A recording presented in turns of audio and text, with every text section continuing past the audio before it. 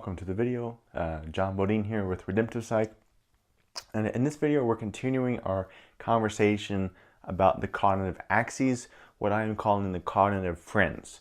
Now, as a quick review, the reason I am calling this kind of mini-series cognitive friends is because of the idealist in me. When these paired functions, whether it's TIFE, FITE, NISE, or SINE, when they work together, when we listen to the other side, we naturally use one or the other if we're one of these types. When we integrate the other side, at least a little bit, they begin to work together. And what we realize is that all the cognitive friends are really just two sides of the same coin. They exist in the same arena for the same purpose, just have different methods, have different modes of awareness. And though they are quite different on the surface, they are intrinsically linked together within our psyche. So I'm referring to it as cognitive friends because when we bring them into integration, they have the capacity to work side by side towards the same goal, towards the same endpoint, towards the same purpose for ourselves or for others. Now, we're talking about introverted intuition and extraverted sensing. These are on an axis. These can work together. Like I said, when one is elevated, the other one is a little more uncertain or less skilled, perhaps. Now, these 8 types are the ones who use these functions within their main core personality. The NJs dominate with introverted intuition. They have NI in their either top slot with the INJs or their second slot with the ENJs. Introverted intuition users are all about seeking and looking and finding their path. They're all about their path forward, burning the path forward. The SPs, while they do have NI just in their third or fourth slot, they dominate extraverted sensing, performing, doing, skill, building, crafting, adapting. The SPs dominate in their ability to adapt to the world around them, to make stuff, to work with their hands often. And together, these two functions form the scope between my future and my ability. Extraverted sensing is the how. Introverted intuition is the will, the vision, the dream of how I will do that. Or I can do these things, how am I going to use them? The sentence or phrase, how I will, is literally these two functions being used together. And you can't really use one without switching to the other briefly at the very least. They are on this scale, this axis, and to use one is to invite the other one. And to do so consciously allows us to use them in greater integration. So I desire to be able to do. I see this future, this possibility. I want to play in the NBA. I want to do this job. I want to do this. Okay, what will it take to do that? What will I be able to do once I reach that? These types are in love with the idea of being skilled enough to do something. The NJs are more about anticipating what it will take to be able to do that. The SPs are a little more naturally skilled and crafty. And as they find their passion, they apply all their skill to developing or using or planning to be able to use that. It's also an axis between planning and doing, as we'll get to more in a moment. Next, the ability in terms of what I can do, SE, and the use. The use meaning how I will use it in the future. I follow the energy. This is more of a high extroverted sensing thing, but all these types do it to some extent. I follow my path is where the energy leads.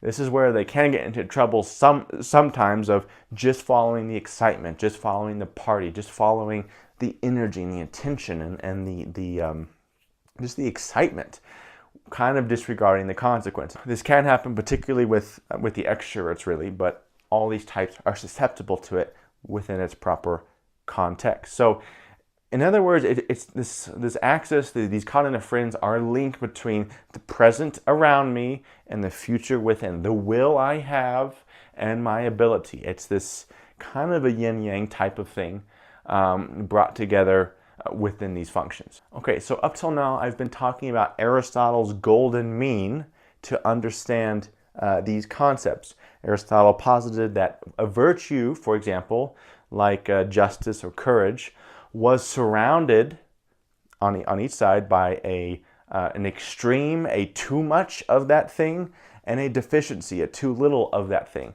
So with justice, for example, you might have like harsh punishment, just like tyranny, wrath on one side. That's too much, right? It's just that.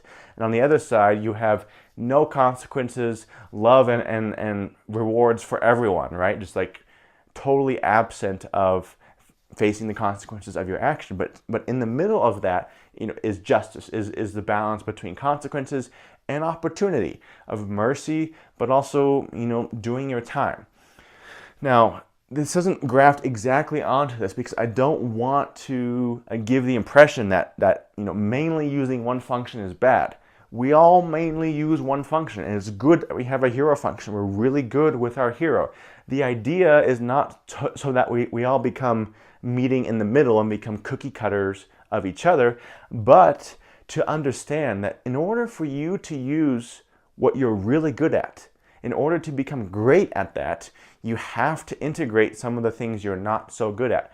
Just as an example, your hero function, in order for it to be empowered, you have to be able to develop your inferior at least a little bit because they're linked. The fate of one is ultimately the fate of the other. And this is difficult for us to swallow because we don't like using the inferior. But when we do, we develop some integration, some real ability to do whatever those functions can do when they're synthesized together. So with NI, the extreme of NI, it's really about anticipation. It's about daydreaming. It's about seeing my future. Planning. Now, planning has other connotations too, but it's dreaming and planning of like, oh, what'll happen when that happens, or what if I get this opportunity? It's a dreamy planning. I put dreaming there. Desiring. NI users, the high NI users especially, just get energy from dreaming of their desire or dreaming of the path forward. Wanting something, right? That is their kind of orientation in life, is what do I want? What do I seek? The could be complex.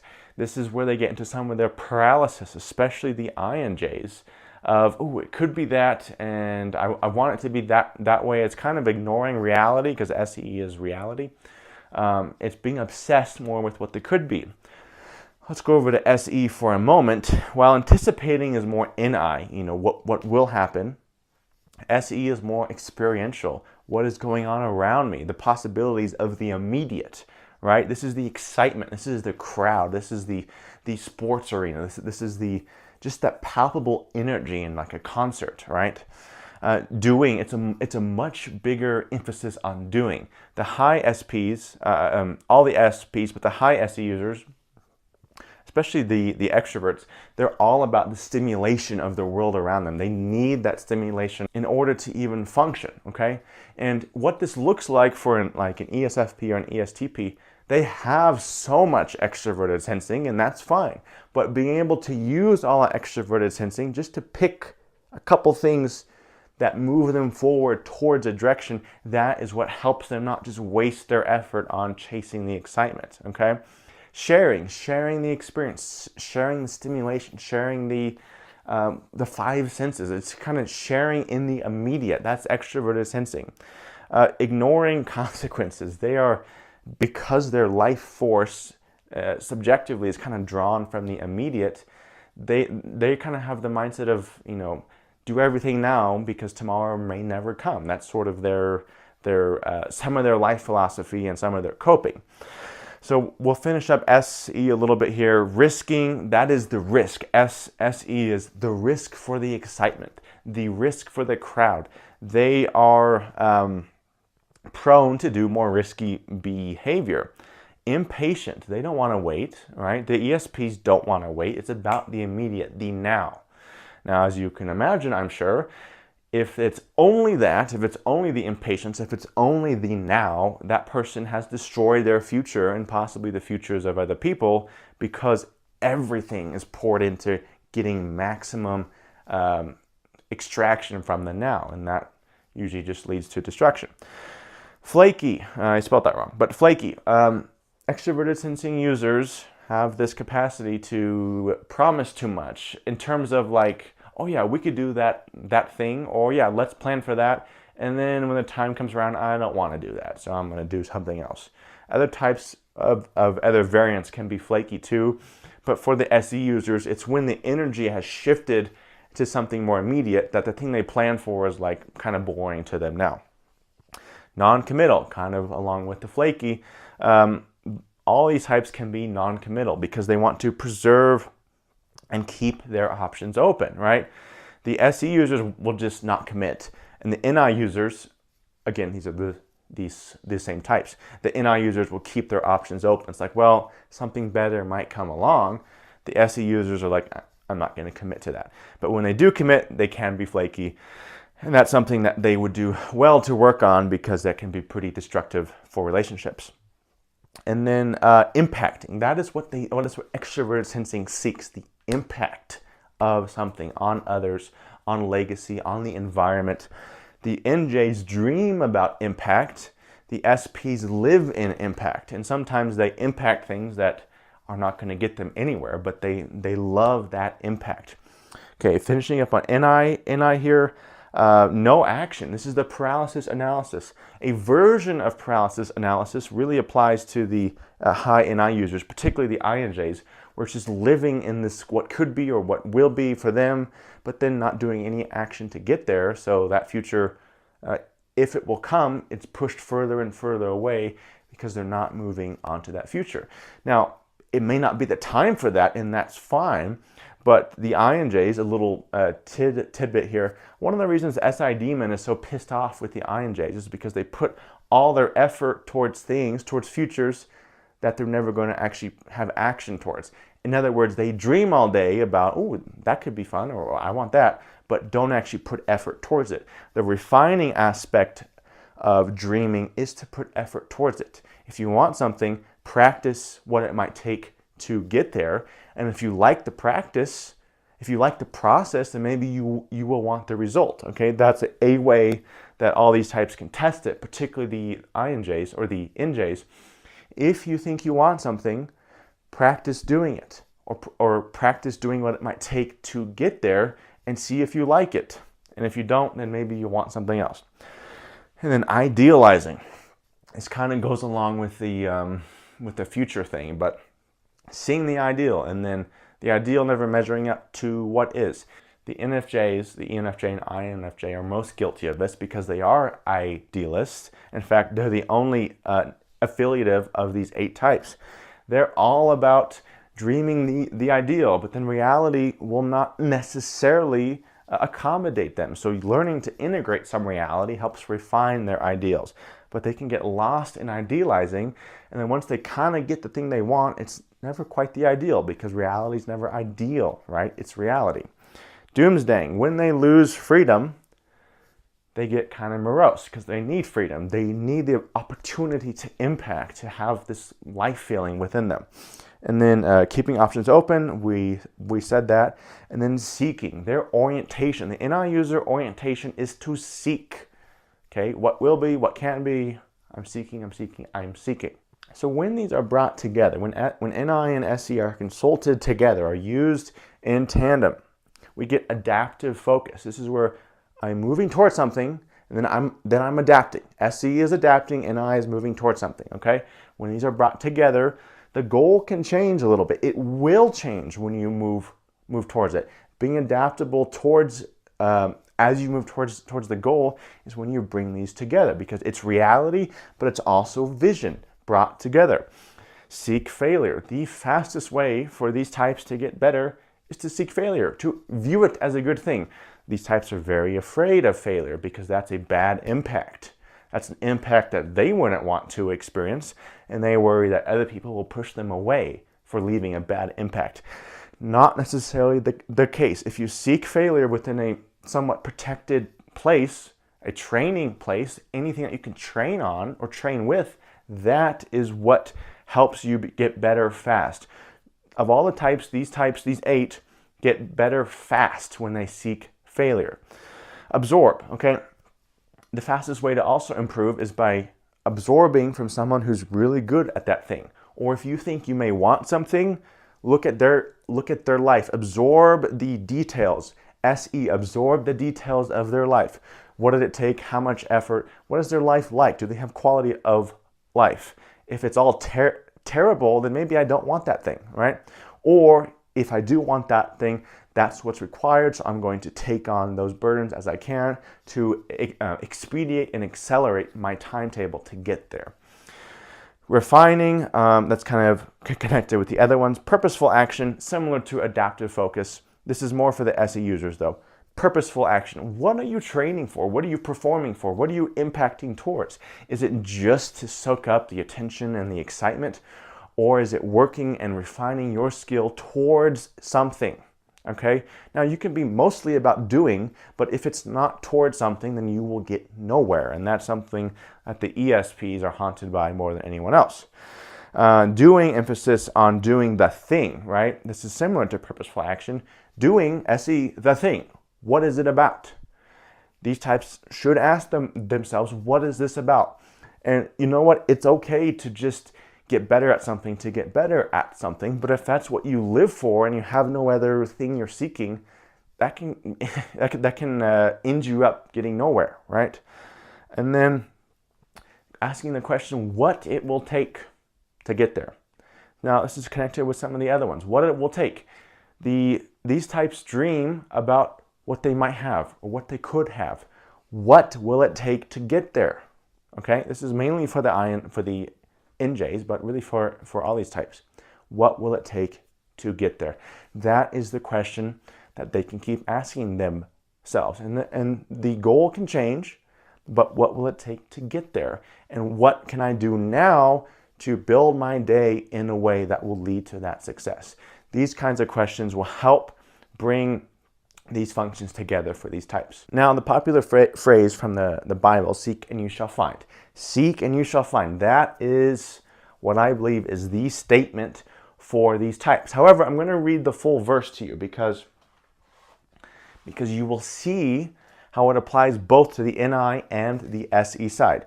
I'm not saying this verse doesn't apply to other types, but I think it's extremely insightful for these 8 types specifically. So it's in Matthew 7:7. Ask and it shall be given. Okay, asking the question, can I have that? I want that. Can I have that? And it shall be given. Seek and you shall find. Seek again is kind of moving towards action, but I still want the thing and I'm going to do it. And then lastly, knock and it shall be opened unto you. What does that mean? It's this balance between seeking the vision, the ideal, the hope, and then when it comes time, doing the thing. These types they have this kind of weird, it looks weird, it's not actually weird if you live it.